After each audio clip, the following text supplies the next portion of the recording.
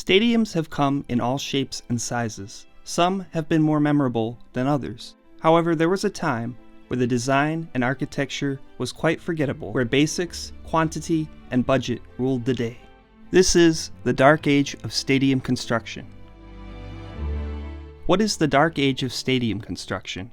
To put it simply, it's a period where quality and uniquity in stadiums was left behind, generally in favor of larger and more basic-looking venues, many of which were cookie-cutter stadiums used for baseball and football. While this era has no specific date, the general period for this was from the 1960s to the early 1990s. This is not to say that every stadium built in this era was bad, however many were. The era really became noticeable when the shift away from the jewel box ballparks of the early 20th century began to occur, with several being replaced with the new cookie-cutter style stadiums of the era. Stadiums such as Forbes Field in Pittsburgh, Crosley Field in Cincinnati, and Sheeb Park in Philadelphia would all be vacated in favor of the dual-use cookie-cutters. From their cavernous environments to their odd and sometimes quite distant views that would be provided to fans, the cookie-cutter stadiums would not provide an ideal atmosphere for either sport, football or baseball.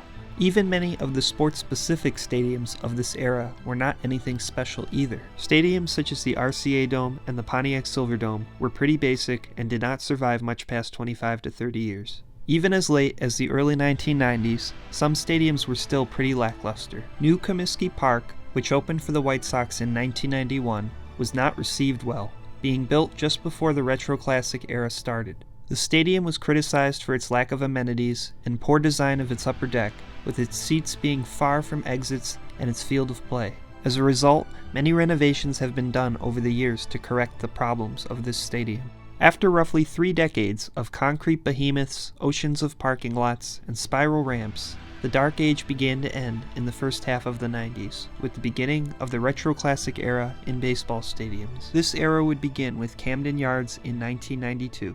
Football stadiums would follow soon after, with newer football-only stadiums such as Bank of America Stadium and Jacksonville Municipal in 1995.